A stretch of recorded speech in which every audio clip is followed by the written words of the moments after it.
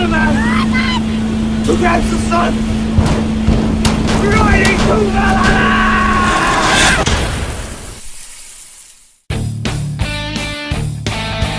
It's a sci-fi looter shooter, developed by Gearbox and published by 2K. It has a cel-shaded art style, and you play one of another 4 Vault Hunters, who are called by the charismatic, handsome Jack to the planet Pandora to seek their riches, only to be betrayed and end up seeking revenge as well. Hello, my baby. Hello, my honey. Hello, my ragtime gal. The shooting mechanics are responsive, fast-paced and fun. The cel-shaded art style gives the game a quirky feel to match its over-the-top action. The wide array of procedurally generated weapons is impressive and fun to try out, and the characters, especially Handsome Jack, are highly entertaining and well acted.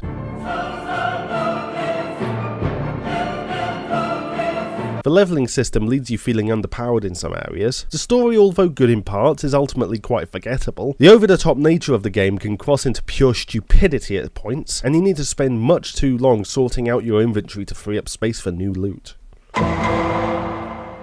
I thought the first Borderlands was not too bad, but ultimately quite a dry affair, with nothing compelling to keep me playing. This is a problem the sequel seems to have fixed, however, as I always had a hard time finding a reason to stop playing. There was always something interesting on the quest list to go and do, or a new area I wanted to explore more. Although the leveling system means that you might have to grind in certain areas in order to progress, I didn't find it nearly as bad here as I have in some other games. This might be that the gunplay was fun enough so that it didn't get boring, and also there are actual reasons to revisit locations other than merely grinding up XP. The story, although not terrible, without having some interesting points here and there, felt more of a way to keep the character moving along rather than any compelling plot to keep the player engaged. What really did shine in my opinion though, was the character of Handsome Jack. Not only was he fantastically written and portrayed as a psychotic but nonetheless charismatic villain, but his backstory was actually very compelling, making him almost sympathetic. And I would go so far as to say that he is the main character in this game over your actual protagonist, who feels more like a gun-obsessed nutcase with a thirst for revenge. Borderlands 2 is definitely superior to its predecessor, and becomes even more so when playing with a friend or two. Just don't be surprised when you get massively sidetracked having duels over a gun that nobody actually wants.